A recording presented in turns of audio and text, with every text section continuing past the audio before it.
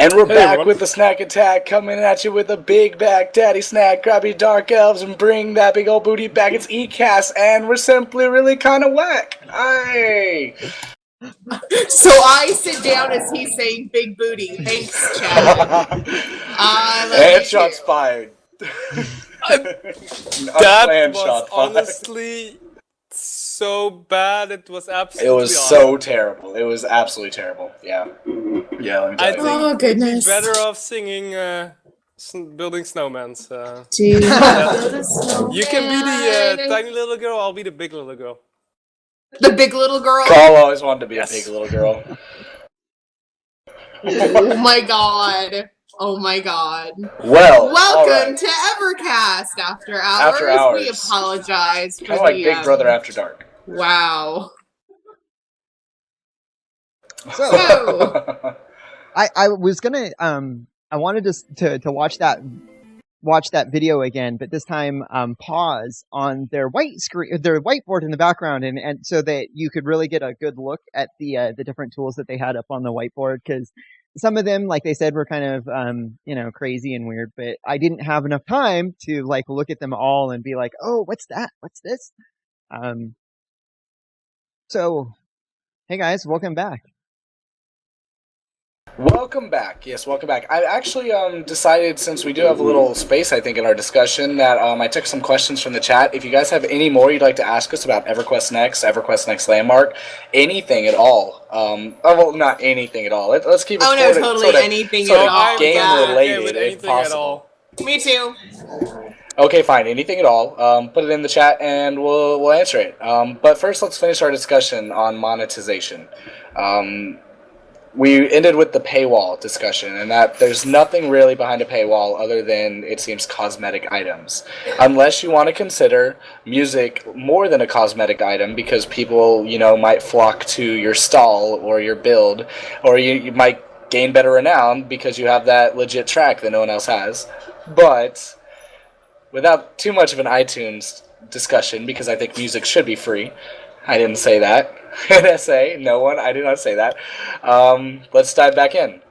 Is there any other major problems that you can kind of see with this plan, or are you guys completely happy with it? I'm 100% happy. Sorry, with go it. ahead, because I keep interrupting you.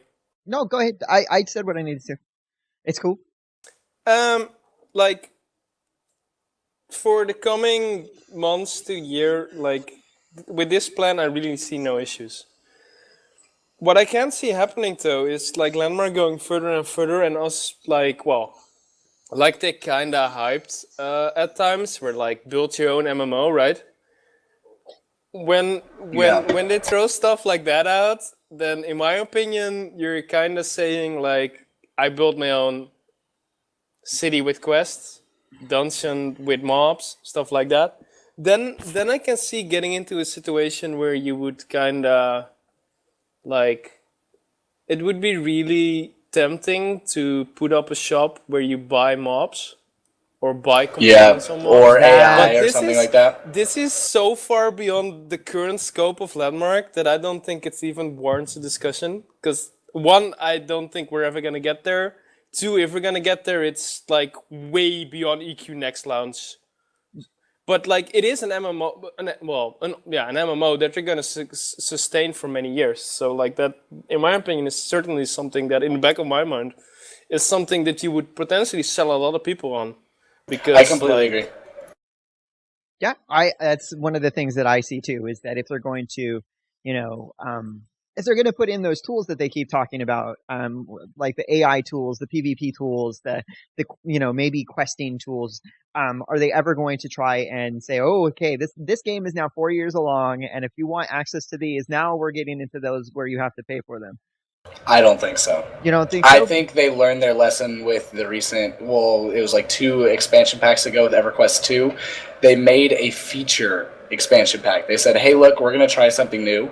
We already do game updates that release new content, so instead of the expansion releasing a whole new island of content, we're going to have it release a new class and new ways to augment your abilities. And it severely limited the way that people could interact with the game, and there was a lot of backlash about it. Speaking of that, okay, this is where my lack of remembering things and naming things from EQ2 is going to be extremely obvious. But there were these adventure packs, not at the start of EQ2, Split. but like It was right after Split Paw, No. Saga, and the Vampire, right? there was this like ancient Asian temple, I guess, with underwater stuff and like a little town, and those were actually really nice because you could just buy those separately and do the content or skip the content entirely. But that was content. That's kind of like an expansion pack, you know. They were just small packs. But Yeah. that was different. They were selling features, and Yeah. for like SOE to say, "Hey, we're gonna put all these features into a free to play game," and then later decide to charge somebody for it, no way. I don't see that possible. I have two thoughts of it. One is that the first the MUD that I used to play, the text-based MMO that I played, you paid your subscription fee, but then they had paid events that you could go on, and these were like, you know, GM run events that like high adventure type stuff that you could go on that was outside of the normal, you know, the game. And so it's not like I want to see that. I just thought that, you know, hey, what do I really think about that? I agree with you, Chad, that I don't want to see that stuff in the game. I just, you know, could they do that? Because that brings me to my second point, and that is that if the players designed that and they put it in, they did all of the legwork from the ground up, and they wanted how, you know, could they get paid for doing that? And if they can get paid for doing that, can SOE get paid for doing that? And I don't have any answers, just discussion. Well, like what I always miss in like games the last few years is there are very little social events. And I think Landmark is already well along the line of having quite a few social events. And like, how awesome would it be if we could get like rudimentary tools in our plot eventually to like have some NPCs roam in a specific path, play some temporary objects, have lottery machines, have people like pay 20 gold for a ticket, and at the end of the evening, everyone gets their number comes out and there's Yeah, service industry, right? Like stuff that in my vision takes a relatively small amount of development time compared to a lot of the other stuff, but for a server community, a roleplay community has such big impacts. That's something that I would really like to see in Landmark as well. And I think that like having a small paywall for that would be totally worth it as well, because you'd have people investing time into actually organizing that as well, and like that would be work that's like originally you would have done by a GM team, a fan team, or whatever you want to call it. But like if you give us the tools, the community will build it for you, do it for you, and you make some money off it on the side as well, to be honest. One thing I love, Assassin's Creed, the new one, you know that little checkers game? You go into a town, you can sit down and play checkers. I would love to see stuff like that encourages sort of like a service industry sort of thing. Yes. You know, like, hey, come out to my plot, you know, just hang out with us. It's a cool spot. Yeah, we'll get you some beer, or we'll play some games. You can leave tips for me. Maybe I could profit off of it instead of necessarily, you know, just being a producer or a manufacturer of goods. You know, I could just sit there and host community events and kind of make in-game money or real money off of it as well. I'd love to see that as a feature. Yeah, I'm totally with you there, Carl. But it doesn't seem to be on their kind of bucket list right now. Well, what was it that Dave was talking about in a live stream, or maybe one other the developer diary, where he was talking about like where you could set up a PvP occurrence where you could like destroy the voxels that other people could build as type of that event, and then at the end of it you just hit reset and you start all over. Yeah. So it's not like they haven't thought about these type of, you know, events. You know, I think that'd be an awesome idea. Yeah, I mean, scripted items is on the list, so we'll see what comes in with that. We'll see what happens when AI comes in and things. Well, I don't know when we're going to see all that stuff. That's for another time and another discussion. I have a lot of questions if you guys have any other last comments about the monetization. Everyone all right then? Cool. So, Zephyria asks, do you think they will content block between evil, neutral, good? I'm an evil character, therefore I can't be a paladin. And this is something we discussed in the past in relation to EverQuest Next. You know, some of us were like, hey, it would be cool to kind of have consequences. You know, say, hey, I am a really good character. Maybe I have to build faction with the evil. And when I do that, it's a lot harder because I've already built with good. But I think we came out to an answer of it's a multi-classing system where everyone should be allowed to gain all the classes. You shouldn't need an alt. But I wanted to run that back by you guys to see if maybe your thoughts have changed or if you kind of stand by that or what you think. I want to clarify though that since we come off the monetization of EQ Landmark, This is Next. This is not Landmark, yeah. Next and Landmark, how SOE is making money of both games is completely different. How SOE is going to make money of EQ Next, and no one, no one in the community knows yet. Let's put it that way. That aside, I think. And by content block, they don't mean paywall content block. I think they mean like actual narrative kind of gameplay. Going back to the whole maybe lore matters sort of thing. My understanding is still that classes will be something you unlock. Some classes harder, some classes easier. Unlocking certain classes might make it harder to get other classes. And swapping is easy. So you get more of a, as much as I hate to say it, a MOBA style approach, where you unlock characters and combine those characters, I guess. I guess you could also draw a line to say something like Rift in the Soul system, but that was so incredibly poorly implemented that I don't think that it was a good idea. Yeah, justice. I think they've come out right and said that one character will have access to all classes always. That doesn't mean to say that it might not be as easy to get one class after you've proven yourself to be an assassin. To get that paladin class, it's going to take a lot of work. And they went, and I think that they answered that question when they were talking about if there should be races that are blocked from having certain classes, and they came up with the answer. It was like, no, any race can be any class. And I haven't changed my thought on that either. And my thought on that is that sure, the ogre can be whatever high intellectual class. It doesn't matter to me, but I think that it would be neat and interesting if certain races started with certain classes available earlier in their journey through their adventuring career, so that like an elf can start off as a ranger right off the bat, but a dwarf might not. And I don't know. I get you, and I completely agree. I'd love to see that system, because not only is that not limiting, but that's interesting. It allows players that are new to MMOs, or if there are still some out there, to be able to come into the game and like, hey, I saw Legolas, the archer, playing, and that's kind of what I want to be. And so he's like, okay, I want to be an elf because I know elves use bows, and it allows them, and that's all. And it establishes kind of character lore, and that's the setting. Yeah, you're a wood elf. You're surrounded by rangers. Everyone kind of starts out the same because you're in that sort of setting. You're in that environment. If you want to become that sort of Shaolin monk, then you're going to have to traverse, past Nagafin's lair. You're going to have to go to the ancient land, and you're going to have to learn from those teachers there. Unless you started as a panda man, and then you became a Shaolin monk in the beginning. And no, there's no pandas, but the idea gets across. But to get back to the original question, though, would you have an issue with someone just flat out buying the class then, instead of doing all that work? Ooh, yes, that's a good question. Like, I love how Chad if I could, it's not a paywall. It's a point of convenience item. It's kind of what they're talking about. But there's a point where point of convenience becomes a little bit too much. Well,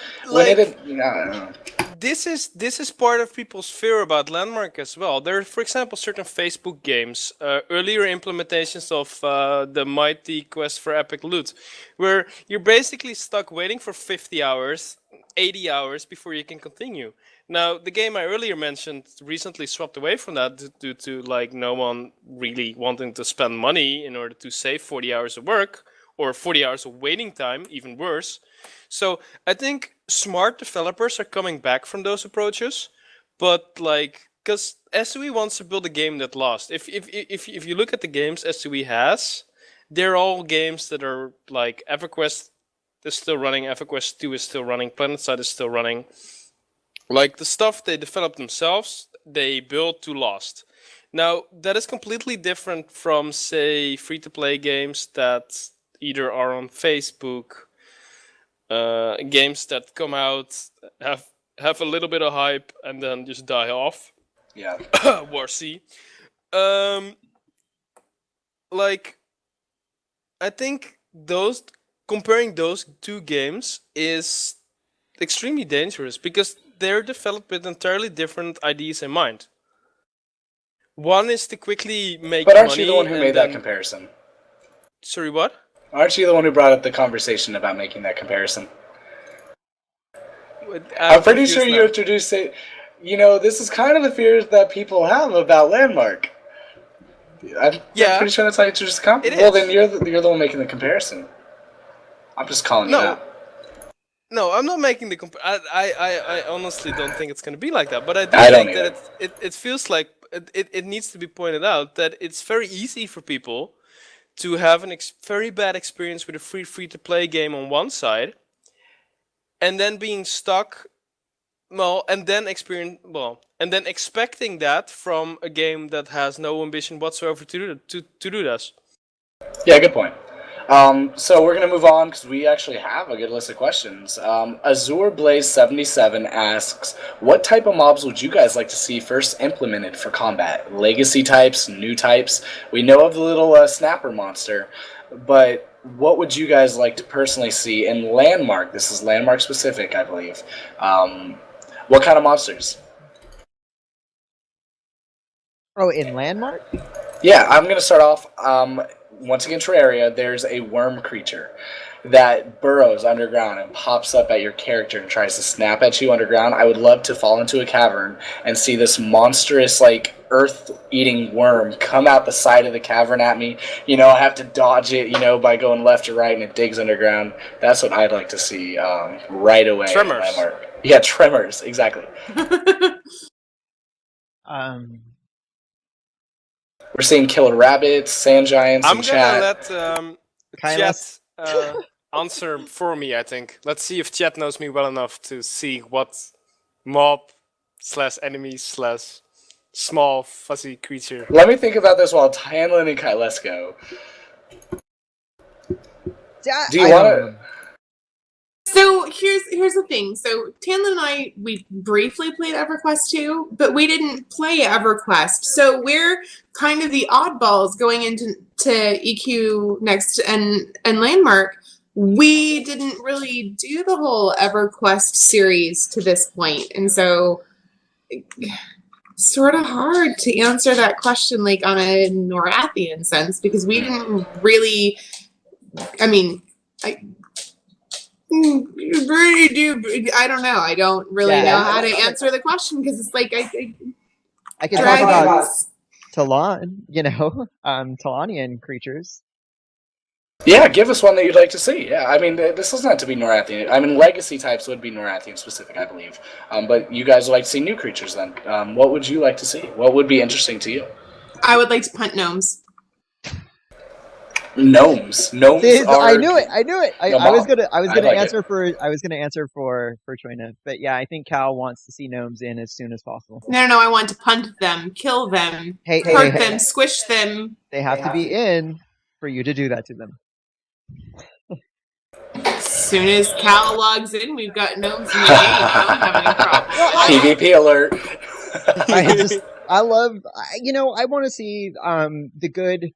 Not the good. When I say good, I don't mean like good aligned. I want to see the fantasy races that we're all very familiar with. The orc, the goblin, the ogre, the dwarf, gnome, halfling. I can't wait to see them all because the artwork because the character is so good. I mean, I know that they've taken a lot of flack, but I log in and I look at my character and Landmark and I go, if that's a human, I can't wait to see these other races. Yeah, it's cool. I want to see like alien spaceship kind of things that kind of fly down and lasers scan the ground. You know, very sci-fi looking. Could even be steampunkish. I don't care. But I want to see them like abduct players and fling them through the air to their death, and they have to like grapple hook onto things to save themselves. That's actually a really interesting point. Because they have come out and We're, said we're not. that It's not a Landmark is fantasy game. more. It's more. Yeah, it has its So they own would have style. to have mobs for more as well, right? How the hell, like... Exactly. It's very. Look at their new pulverizer concept. That's a very sci-fi techy weapon. It really is. It kind of uses laser beams and stuff to cut through. So we're really starting to see a real identity of Landmark start to emerge. Yes, it says EverQuest, but it's not necessarily fantasy. It seems like it's really going to become its own creature and have a strong theme, and I hope it does. So I'd like to see unique mobs like that. That would be really cool. Aliens would be fine, I guess. Yeah, or just some sort of pod that flies through the air, and its attack is actually flinging people up. So what? it doesn't necessarily attack you or drop bombs, but it just flings you through the air. And if you don't have a grappling hook or like a hang glider that you can pull out and save yourself, then you're screwed. I want to see cool stuff like that, avoiding things. I like legendary neurotoxins response, which is voxel golems. Oh my god, I would love to see That would be voxel cool. golems. I love golems. Oh my god. I just reminded Dungeons and Dragons, they had their mushroom men, the Menoids, whatever. And they showed up in Talon. There was a whole swamp, but I hate mushrooms. When I play my MMOs, if there is a food source that gives me some sort of bonus and it has like mushroom in it, no thanks. I'm skipping. I don't care how much my character might benefit from that food item. And so if I could go hunt He really won't. If I could go hunt against those mushroom men, they would be my I would declare war. They would. So I'm gonna go out on a leap and say you love the swamp in Vanguard then? I loved it. Yeah, that's what one of the things that reminded me. And it wasn't just because of that I don't like mushrooms. It was actually really interesting the way it was presented, because the other races you have, like your starter gnome your starter goblin, right? And he's like this tall, and then you get your other goblins and then they're this tall. And then the boss golem is like twice as tall as the other golem. It's like, well, how is that possible? And then when you get to the mushroom people, it actually makes a little bit more sense, because they just kind of continuously grow through their lifespan. So the mushrooms that have been around the longest are the most powerful, and they're the biggest. Every time I just hear mushroom, I think of Mario. I'm sorry. That's a Mario. So next question, guys. This is from Legendary Neurotoxin. Have you ever broken anything on a claim so bad that it was non-reversible? And I think we should sort of limit our answers on this, because yes, microvoxels were easy to break, but they're easier to do now. But what is the biggest frustration, like a big project that you just totally had to scrap because you screwed it up so bad? The roof. That was really a bad question to ask, because Tanlin, oh my god, poor Tanlin. I can't wait to hear this. No, I like, if you guys remember me talking about my first build, right? Like, I started at the I sunk my claim as deep into the ground as I could get it, first off. And then I dug all the way to the bottom of my claim, and I started working from the bottom up. So that by the time I got to the surface level, I had 9 levels underneath the ground. And then I started working on the castle above ground, and it was going to look cool. And I built my castle wall too close to my back edge. And so as I'm like, now I'm 3 floors above the ground level, and I'm trying to build a roof for my castle, and I had built it too close to the edge of my claim, and I couldn't get the roof to look right. And so I just like, screw it, done. Roofs are difficult. Anyone that follows me on Twitter probably knows the awful day 3 weeks ago. I wasn't feeling so well. I came off, I think it was a pretty awful headache. And I was like, okay, we're not going to stream today, but I'm going to do some stuff in Landmark. Turns out if I had streamed that day, it would have been pretty interesting and entertainable probably, because I started off, I was building a crane and I was running out of space on my claim. So I had built a roof above my my current 2 boathouses, and had started working on a crane there. And the crane involved one of those rocks off the template as a counterweight. And it had chains as like lamps. And I was done, and I was like, okay, we're going to template this, but first I want to move the crane into the rest of my build. But I didn't really have that much space.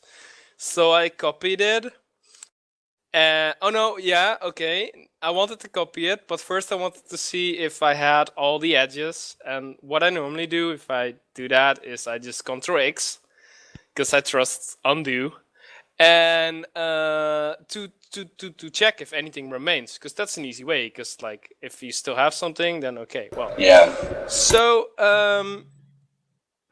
turns out the day before there was the patch with the that made it not possible anymore to like have placed the templates in the rock.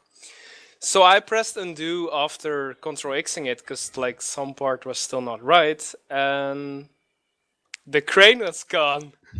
And that was the last time I ever moved something without templating it first. Yeah, that's rough. I remember hearing about that when you were posting it on Twitter. And like then I was like, okay, this kind of sucks, but it's alpha. Let's continue. The day's not over yet. So I was like, this is never gonna happen again. So I was like, okay, we're gonna move. I'm not gonna make an entire build on my claim anymore. There's just not enough room to work freely. So I removed like my house that I had templated, no issue there, and the house I was working on, which is like a house spanning from the left to the right side of one claim, and I templated it entirely. And then I couldn't really place it back because I didn't have enough resources, even though I had enough resources. Yeah. So my assumption was that there was probably too much wood in there. And then I had an empty claim. So then I was like, okay. That's rough. I'm very sorry. Yeah, that is an alpha is like, alpha kind of moment, which just kills you inside. Yeah. See, but there's an upside though. Like the upside was I had an empty claim, rebuilt a better crane, and then I was just done. So like, it's better. Oh, that's a lovely picture.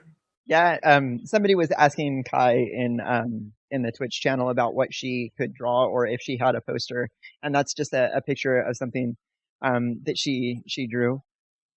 It's a dark elf, and I think that she did that because I was at work and she drew something really quick, and I told her that she had been holding out on me because she doesn't spend as much time drawing. He until like maybe 4 months ago, he had no idea I drew anything. And God, I think we've been together for a little tiny bit over 4 years now, and he had no idea that I drew at all. Wow. So, yeah, and Cal, yeah, I feel actually I templated my castle before I decided, screw it, I'm not gonna worry about the roof. Yeah, it was totally my own fault though. Like that's the thing. That's just like coming into the game, lack of sleep, not feeling super well, and just doing stuff. All right, next question, guys. Oh, hold on. Cal I'm sorry. Cal has something that he wants to talk about, like monster that he'd like to see, and he wants me to bring up a picture. You know, it's kind of the monster I wanted to see. He just found a good picture of it, but sure. Oh, okay.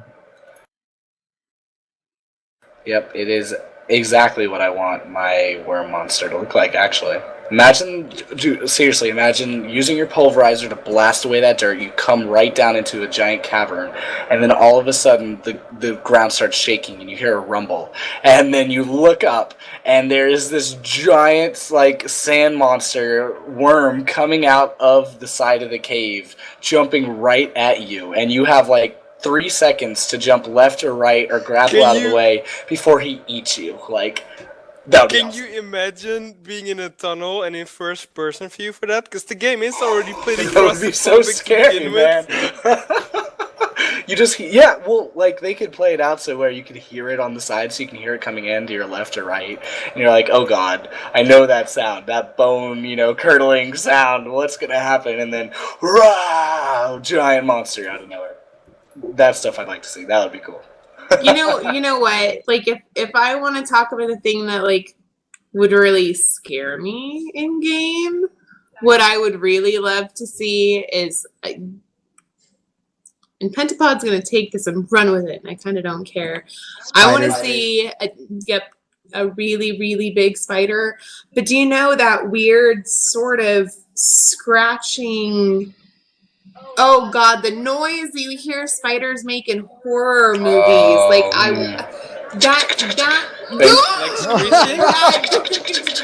Stop it. I'm gonna hurt Yeah. you myself. Sounds I'm jealous. gonna fly to Florida and kick your butt myself. That would be cool, though. I would. You love know- that. Okay. Speaking of things you would pay for, I would pay to only have that bug on her client and then say play it every 50 to like 55 minutes. Well, or it so. could be a music or sound effect that you can buy. That as actually Oh a my for God. new people or what? I hate you all. That's a great point. We were only talking about like buying music to add to your claim, but actually that's actually an even better idea. Sound effects and stuff, Is right? to buy, like every 5 minutes in this location, I want to hear the wind howl, just like that.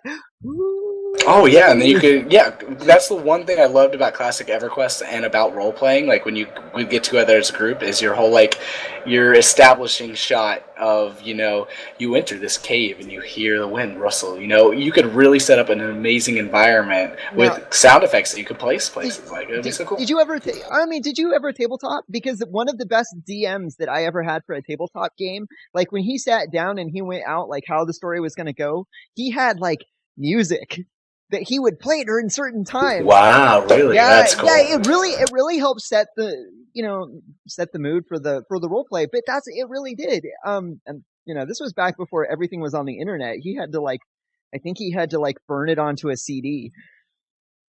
And then That's take really, it, really and cool, then though. take it with him when he came over to my house. Heck yeah.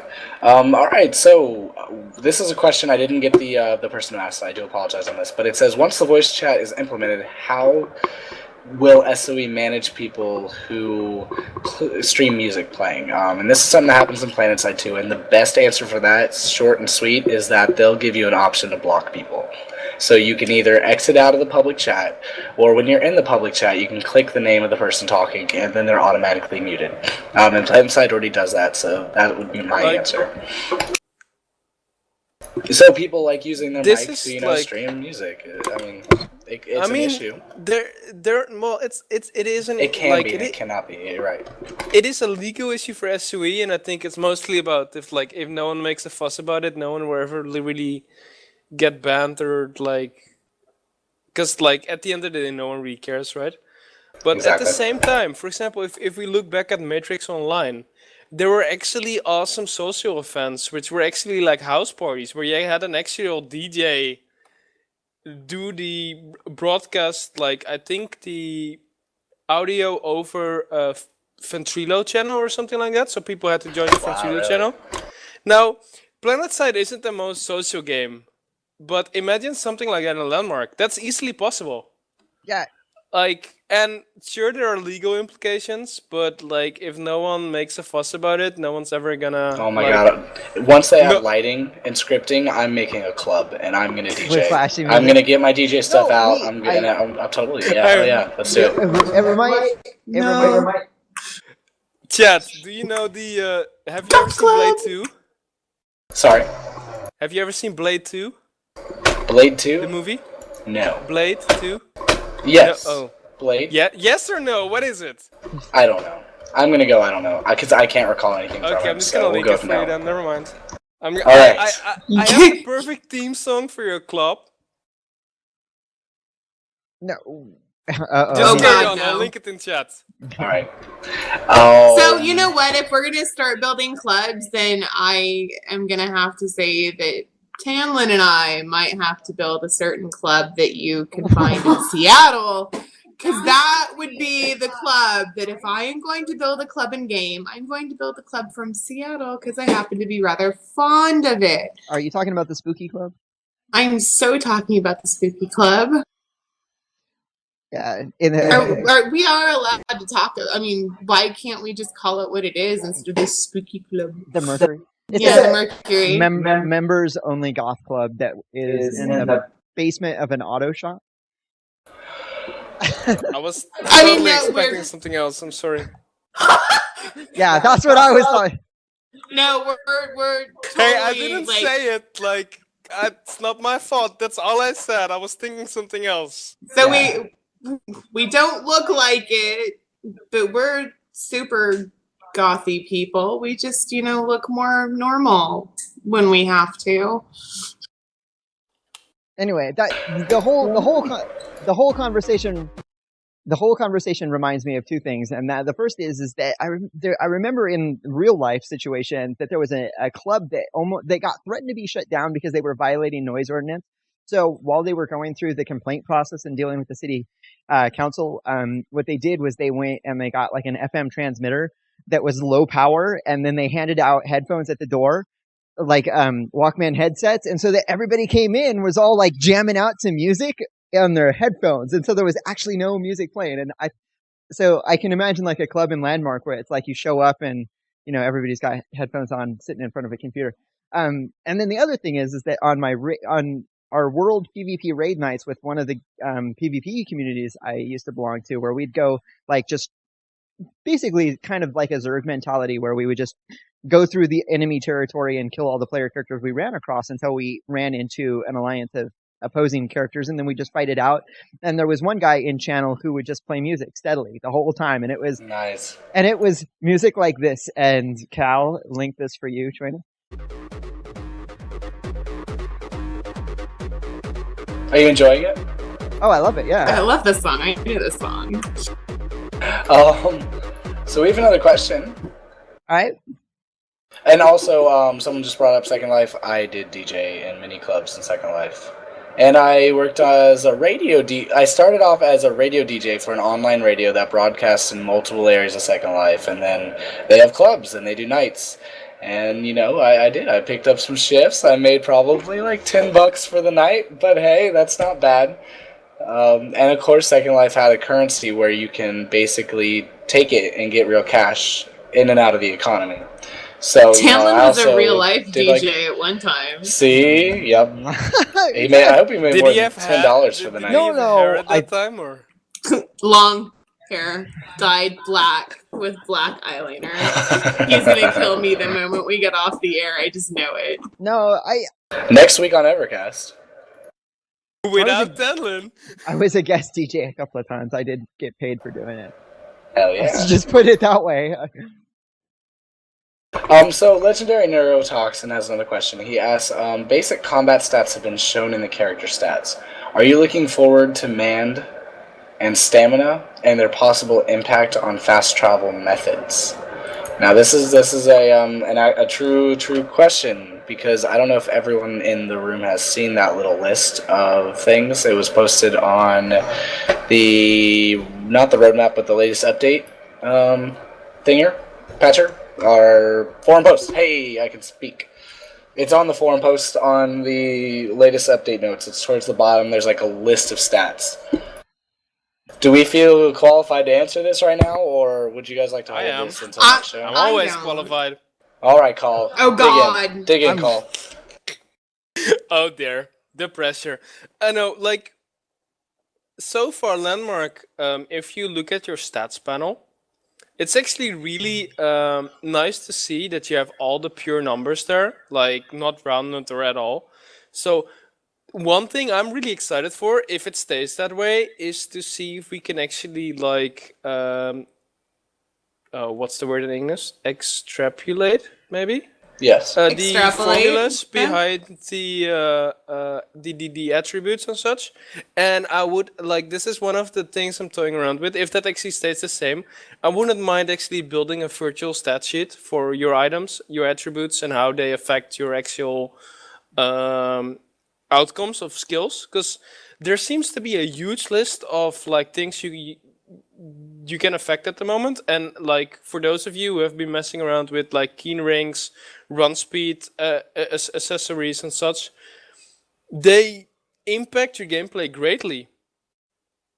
And I don't know, I'm kind of, I always like that. I don't really like the latest MMOs where one strength is 10 HP and for the rest of your life one strength will be 1 HP.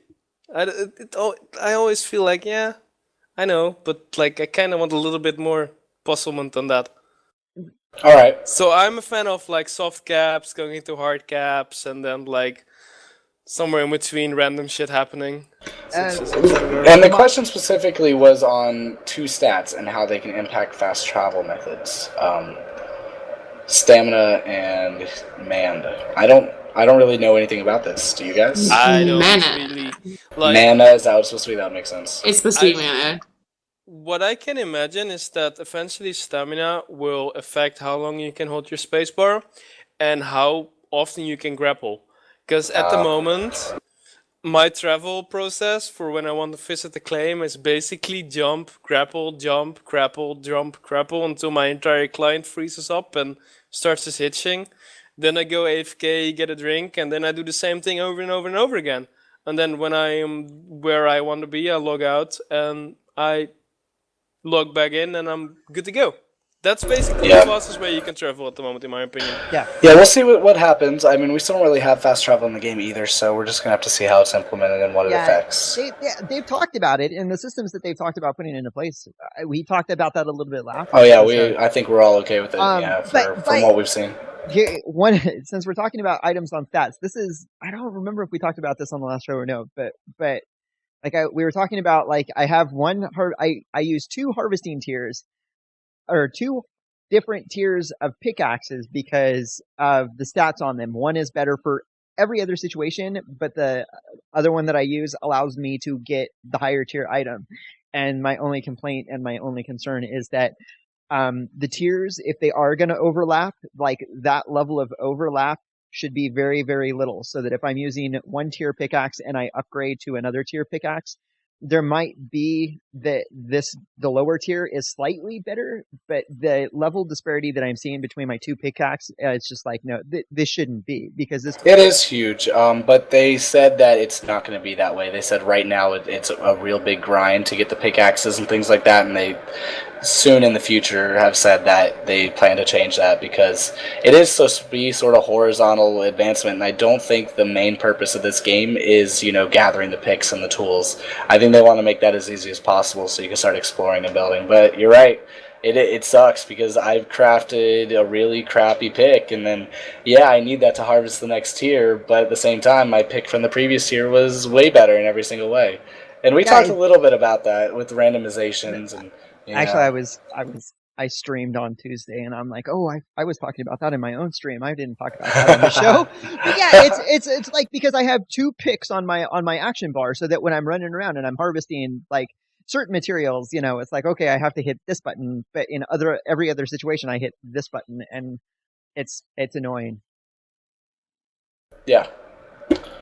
Okay, guys, this is a question from Pentapod.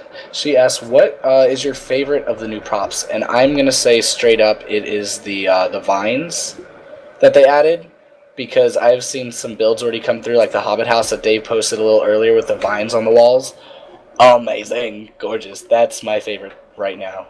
How about you guys? From what you've seen? I like the vines. I wish I had more time to play, and I'm hoping that tomorrow I'll actually have the time. But vines, yeah.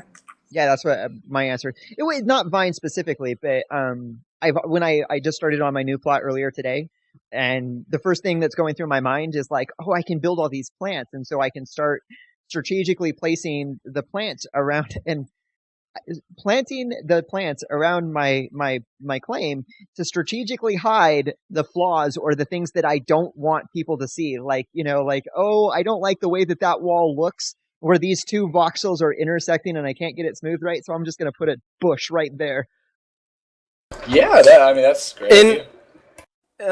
Like, since everyone already said vines, and I don't really want to say vines, I'm gonna not pick a new prop, but an old prop, which are the little lamps with a chains, and then directly under that a lamp.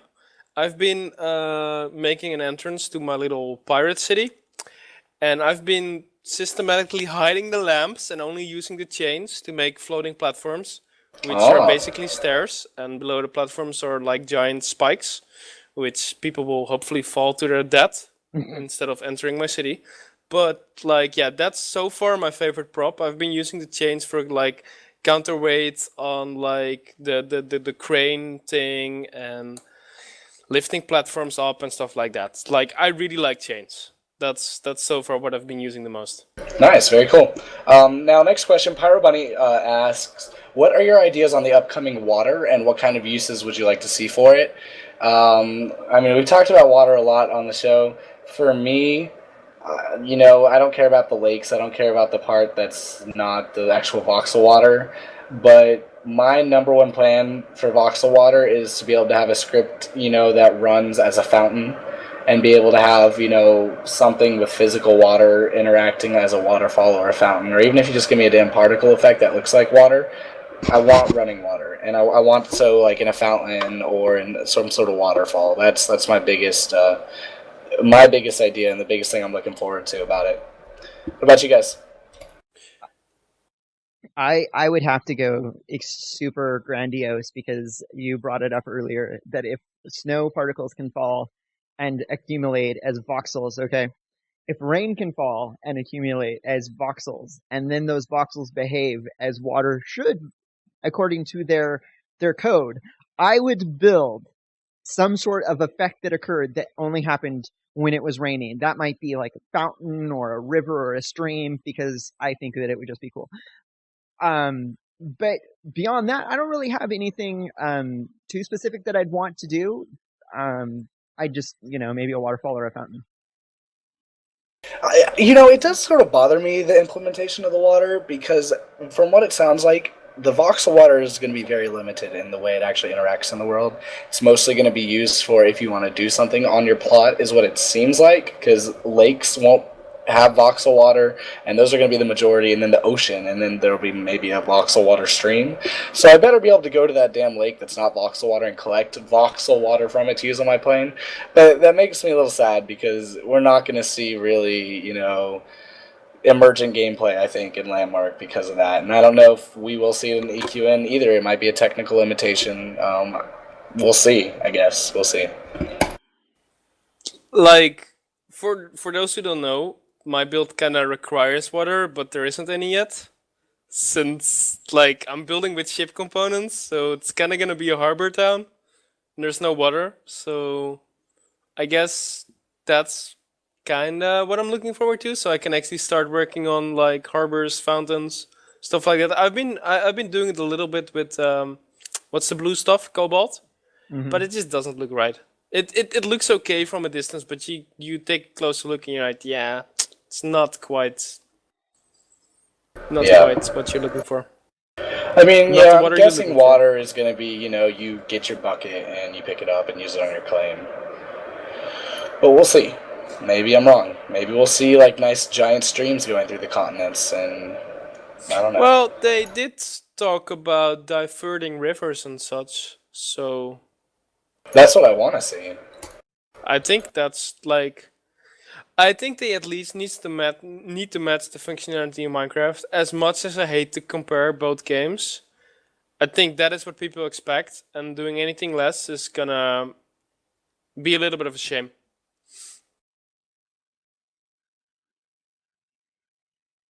Yeah, yeah, I'll say that too. Terraria as well. Man, I love just digging under a lake and having it fall out into the caverns below. Yeah, Creates but great that's gameplay. too deep. I know that's not fair. You can't have that go in Landmark, like 'cause Right. you can't have lakes just disappear. There's too many players. But you know, that lake could maybe Minecraft-wise, maybe at the bottom it's a material you can't dig through, so it doesn't necessarily fall through. But maybe I can dig around it and then kind of divert some of the water from there. That'd be cool. But I don't know. I think we're out of time. Well, 5 minutes. We're gonna wrap it up with some last final thoughts. I'm scrolling through to see if there's one last a question. snowman? Something about snowballs. When can we throw snowballs? Snowballs. Well, when we can build snowmen. Oh no, we can already. Okay, no. Nope. Obviously I'm almost not. tempted to move my plot to build a snowman tomorrow. But yeah. Didn't they show throwing snowballs in that Christmas video where they're running through the snow? Did they show snowballs in that video? Christmas video? You remember the video? It was like a last minute update, like, hey, yeah, well, this is what we're working on. At the end, they showed the snow biome for the first time with the characters running through and sliding. Could have sworn there was a snowball thrown, but I could be wrong. I have no idea. I don't know either. Is there any other game you follow? Because like I don't remember a Christmas last minute video. I remember that. No, it was totally, yeah. It was there. I can look it up if you want me to. Okay. No, I believe you. He's gonna look it It up. was a video. No, it was a video of Rosie. It was like a developer diary, and they were talking about biomes or art. And it was Rosie, and it was Terry. And at the end, they're like, and it was a little holiday gift from the team. Blah blah blah blah. And they showed the snow biome with them running around, and the character slides. It showed snowman, but not snowballs. According Okay. to Pentapod. There we go. I think Strumps us snowballs, all. So but snowmen. That's fair enough. So where are our snowmen? Why don't we have that prop yet? What's going on? I haven't logged in to look. I don't think it's there, but maybe it is. I built a snowman. Oh, maybe she built it out of boxes. I built the snowman, so I remember. Oh, that's awesome. Well, you guys want to say anything before we head out for the night? I think I'm done talking. Tweet. Shocker. Yeah, I called that. Tweet with the hashtag Flatus Helsing Army. Let Or- me Wish him know. well. Or I don't know. hashtag Flatus can't handle his liquor. And then make fun of him.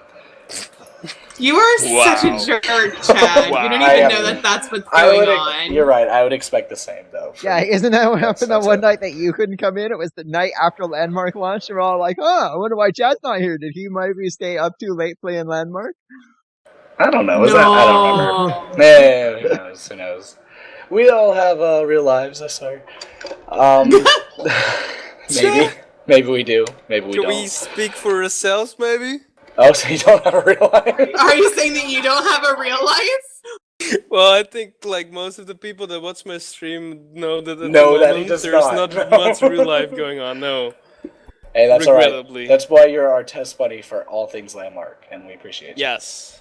You need something you need to know about Landmark? Call. You better call. Okay, Wow. we One need to day- end Chad, this while we're honey, ahead. you need to go to bed. Yeah. It's been a long day. Go home, Chad. You're drunk. Alright, y'all have a wonderful night. Thank you so much. Next episode, the subjectivity might change. 2 weeks from now, that we are looking at doing an episode on SOE and their change over the years, and whether or not we feel that they've changed to a point where they can sort of back up their open transparency sort of sentiments. So we're going to be looking at, from Star Wars Galaxies up and maybe more. Maybe a little history of the company, and maybe we'll have some guests on to be able to discuss it with us. I hope so. So stay tuned. It's going to be a great episode that week, and we'll see you then. Don't forget to get us to 1,000 likes as well. We want to announce that contest. We got some prizes for you. We just got to hit that 1,000 followers on Twitter, right? We're so close, less than 50. So share us about if you can. All right, so who's going to camp us out? Guys on it. Camping. I wonder. Ooh, I love to camp. Camping in 5, 4, 3, 2, 1.